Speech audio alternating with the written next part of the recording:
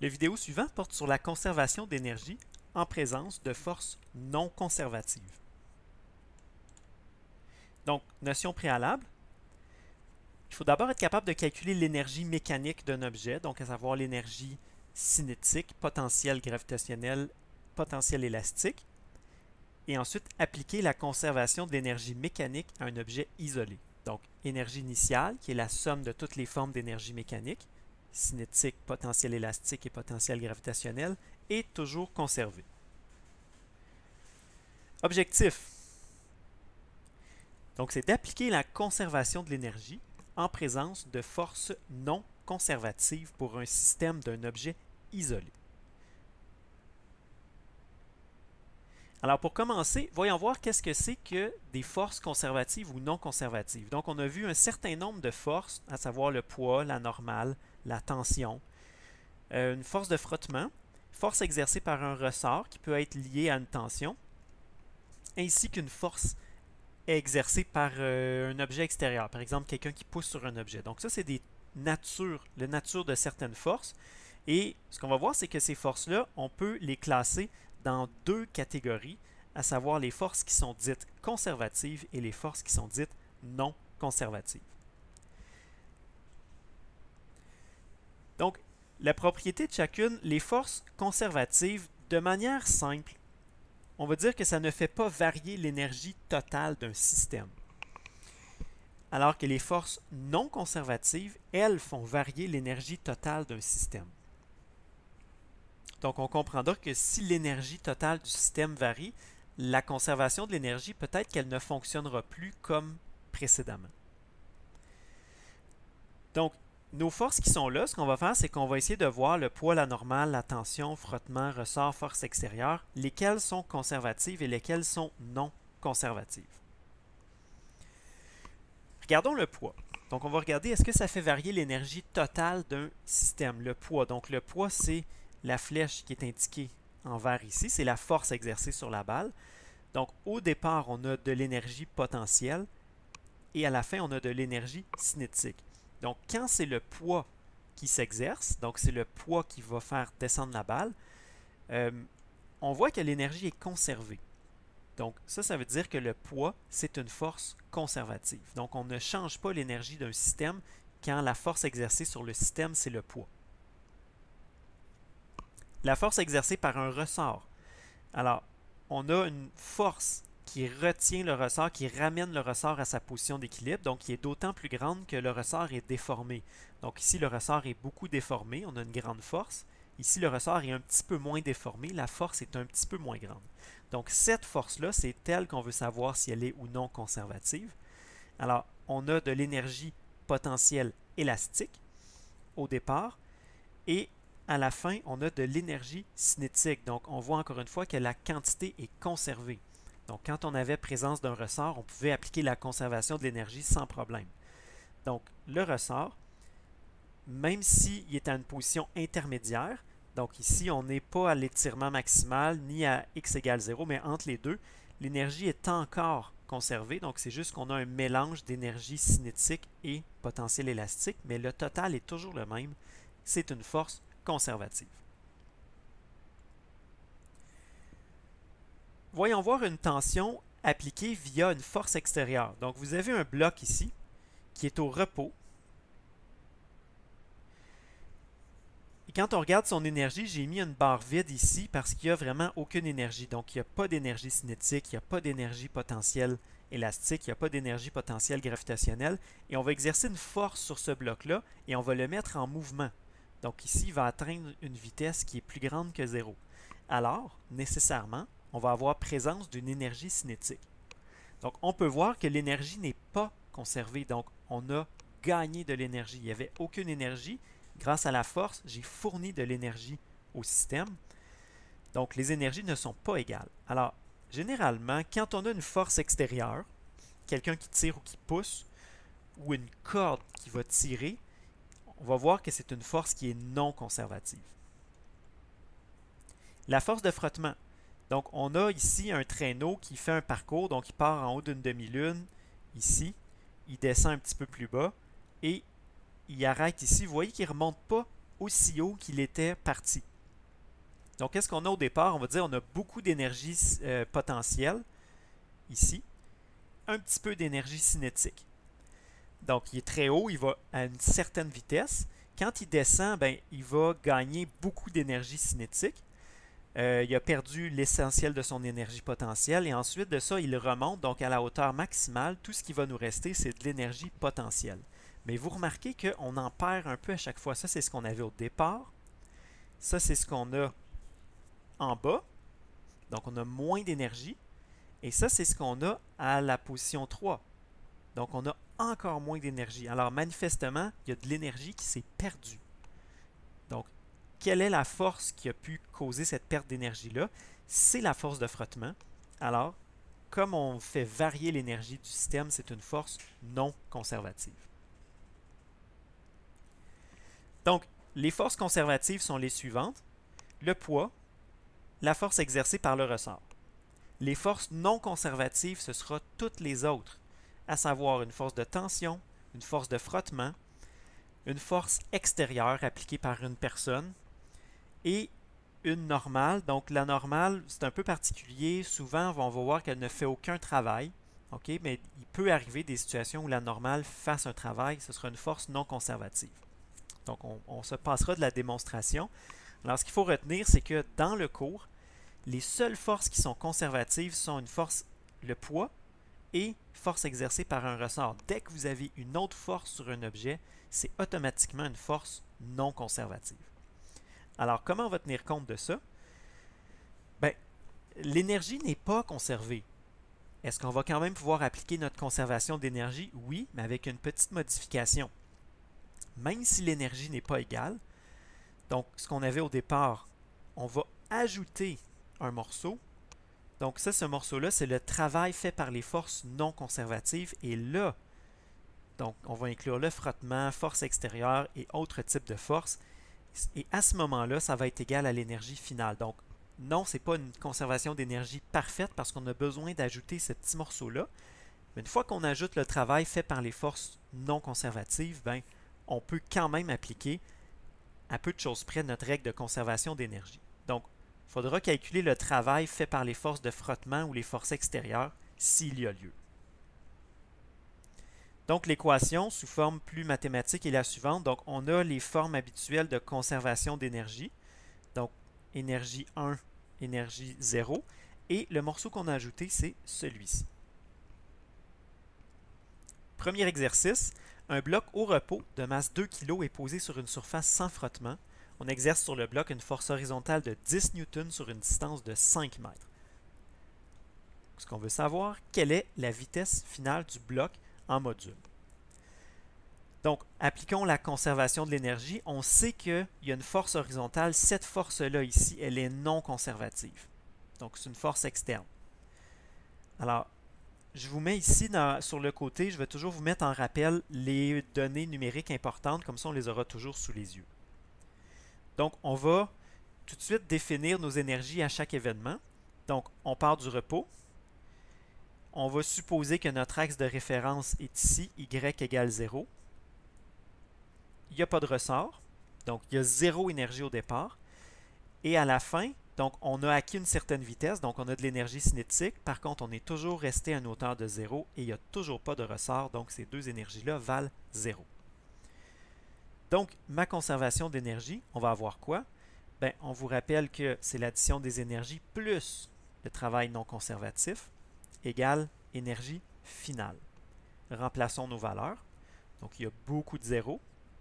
Okay, les seuls termes qu'on a, c'est travail non conservatif qui est inconnu et énergie cinétique finale. Donc, pour l'instant, j'ai ceci. Travail fait par des forces non conservatives. C'est ce travail-là qui donne l'énergie cinétique. Donc, l'étape qui nous reste à faire, c'est d'aller calculer ce travail-là. Et pour ça, souvent, j'ai besoin d'un petit schéma des forces. Donc, on va regarder quelles sont les forces exercées sur le bloc. Donc, en vert, vers le bas, on a le poids. Ça, c'est une force conservative. En bleu, vers le haut, on a la normale. Elle ne fait aucun travail. Et on a ici la force extérieure de 10 newtons. C'est la force non conservative. Donc, c'est la seule force non conservative. Si j'en avais eu plusieurs, pour le travail non conservatif, j'aurais dû additionner le travail fait par chacune de ces forces-là. Mais là, le travail non conservatif, WNC, c'est le travail fait par la force de 10 newtons et c'est tout, puisque c'est la seule force non conservative. Donc, on va aller le calculer. Travail fait par la force de 10 newtons. Donc, c'est le produit scalaire entre la force et le déplacement. Ou en termes de module, module de la force, module du déplacement, cosinus θ. On a 10 newtons fois 5 mètres fois cos de 0. Donc, le déplacement, il est vers la droite. Et on a donc 50 joules. Donc, on a fourni 50 joules au bloc. C'est le travail total fait par les forces non conservatives. Donc, on va retourner à notre étape précédente. Alors, on sait que le travail fait par la force F est 50 joules. On sait que le travail fait par la force F, c'est égal au travail des forces non conservatives. Donc, on va tout simplement remplacer ça. 50 joules égale l'énergie cinétique finale. On remplace par la masse. C'était 2 kg. Et on obtient 7,07 mètres par seconde pour la vitesse finale du bloc en module. Donc, vous voyez que on a fourni de l'énergie au système. Donc, non, l'énergie n'est pas conservée, mais si je peux calculer le travail que j'ai fourni, bien à ce moment-là, je peux quand même appliquer une certaine forme de conservation d'énergie. Deuxième exercice, pas énormément plus compliqué. C'est juste que dans celui-là, il y a une partie algébrique un petit peu plus difficile. Donc, au niveau de la physique, il n'est pas plus compliqué. Un enfant et son traîneau de masse totale M partent du repos et atteignent 4 mètres par seconde après avoir dévalé sur 5 mètres une pente inclinée à 20 degrés. Quel est le coefficient de frottement cinétique entre le traîneau et la pente? Donc, la difficulté, c'est que la masse M est inconnue. Voici ce qui se passe. Donc, situation initiale, on est au repos. Et situation finale, on est 4 mètres plus loin. Attention, 5 mètres. 5 mètres plus loin sur la pente. Et on va à une vitesse de 4 mètres par seconde. Donc, quand on a un problème qui se passe sur un plan incliné, je vous mets encore une fois, je vous rappelle, je vous mets les valeurs numériques importantes ici.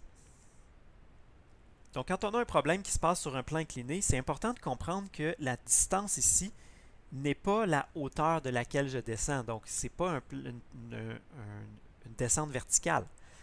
Donc, quelle est la hauteur h? Bien, si on voit que c'est un triangle rectangle,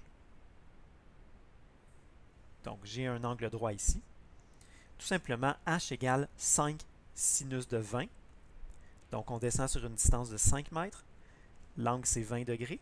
Et on a 1,7 mètres. Donc, ça, c'est la distance. En fait, c'est la hauteur à laquelle on se trouvait au début.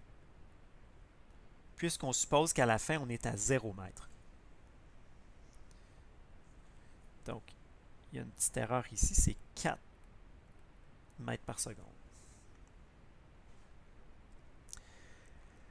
Alors, à chacun de nos événements, on écrit les énergies. Alors, on part du repos.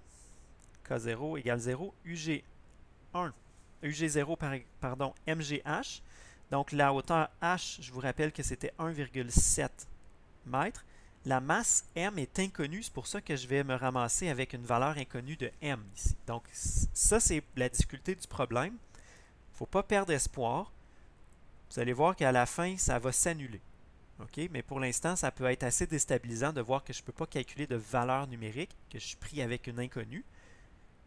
Perdez pas espoir. On continue les étapes jusqu'à la fin. U-ressort, il n'y a pas de ressort.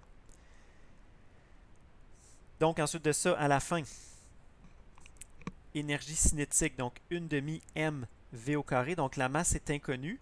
V au carré, ça c'est 4 au carré, c'est 16. Fois 1/2, c'est de là que vient le 8. Donc, M, c'est inconnu. Donc, non plus, je n'ai pas de valeur d'énergie cinétique. UG, c'est 0. Et U ressort, c'est également 0. Donc, si j'applique ma conservation d'énergie, encore une fois, ça c'est 4 mètres par seconde. Donc, on écrit l'équation avec évidemment le travail non conservatif. On remplace par nos chiffres ou les expressions. Donc, on obtient ceci, donc 16,16 m plus WNC égale 8 m, ou en envoyant ça de l'autre côté, moins 8,6 fois la masse égale le travail fait par les forces non conservatives. Bon, alors je ne suis pas tellement plus avancé. L'étape qui nous reste à faire, c'est d'aller calculer ce travail fait par les forces non conservatives. Donc, commençons avec le schéma des forces. On va regarder quelles sont les forces exercées sur le traîneau, donc le poids, la normale, la force de friction. Alors, le poids, c'est une force conservative. La force de friction est non conservative et la normale ne fait aucun travail. Elle est perpendiculaire au déplacement. Donc, on a un cosinus 90 degrés. Donc, la seule force non conservative, c'est la force de friction.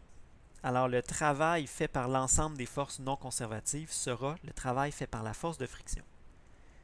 Là, je vais devoir aller calculer la force de friction.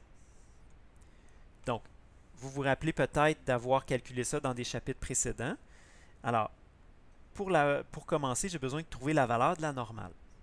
Donc, pour le module de la normale, on va équilibrer les forces perpendiculaires. Donc, si vous voulez, dans cette direction-là. Donc, la normale ici, tout simplement, c'est mg cosinus θ. Donc, θ, c'est l'angle ici. OK, la masse est inconnue. mg cos de 20. Donc, la normale, le mieux que je peux faire, g fois cosinus de 20, ça donne 9,2 que j'ai ici. La normale, c'est 9,2 fois la masse. Module de la friction. Alors, l'expression est la suivante. Force de friction, c'est le coefficient fois la normale. Donc là, ça, je vous rappelle que c'est l'inconnu à calculer. Ça, c'est ce que je cherche à calculer dans cet exercice-là. Donc, c'est pour ça que je l'ai mis en rouge. On voit que c'est une inconnue. Donc, coefficient fois la normale. OK? Et donc, à cette étape-là, encore une fois, ça peut sembler embêtant. Je n'ai pas de valeur numérique pour la normale, mais ne vous arrêtez pas à ça. Continuez, puis vous allez voir qu'à la fin, s'il y a des valeurs inconnues, il risque de s'annuler. Travail fait par la force de friction. Donc, la définition du travail. Produit scalaire entre la force et le déplacement. Module de la force, module du déplacement, cosinus θ. Donc, ça, c'est le module de la force. Ça, ici, c'est le module du déplacement. Et on a un cosinus de 180 parce que le déplacement et la force sont en direction opposée. Et on retrouve donc deux inconnus dans mon expression, moins 46 fois le coefficient inconnu à calculer. Donc, c'est ce qu'on veut connaître dans ce problème-là. Et m, la masse qui n'est pas précisée. Et bien important, le signe négatif ici vient de où? Il vient de ce terme-là. Cosinus de 180, c'est égal à moins 1. Ça achève. Alors, on revient à notre expression donc de conservation d'énergie. On avait ceci. Et nous, on a trouvé que le travail fait par la force de friction, c'est moins 46 fois le coefficient fois la masse. Donc, on avait conclu que le travail fait par la force, le travail fait par l'ensemble des forces non conservatives, c'était uniquement travail fait par la force de friction. Donc, ça revient à dire que la force de friction est la seule force non conservative. Donc, on l'a constaté. Alors, on va égaliser ces deux termes-là. Donc, d'un côté, moins 8,6 m égale moins 46 fois μc fois la masse. Et on a bien fait de ne pas se décourager parce que les masses s'annulent. Donc, on n'a même pas besoin de préciser la masse dans cet exercice-là. Ça va s'annuler à la fin. Donc, s'il y a une valeur qui n'est pas précisée, ça semble difficile de calculer des valeurs numériques pour des énergies, ben, mettons une valeur inconnue. Puis, comme on voit ici, ben, elle s'annule à la fin. Donc, ça veut dire que notre démarche est bonne. On n'avait pas besoin de la masse. Et on trouve le coefficient de friction qui est de 0,186. Et comme il se doit, il est plus grand que 0. Donc, un coefficient de friction, ça doit être une valeur qui est positive.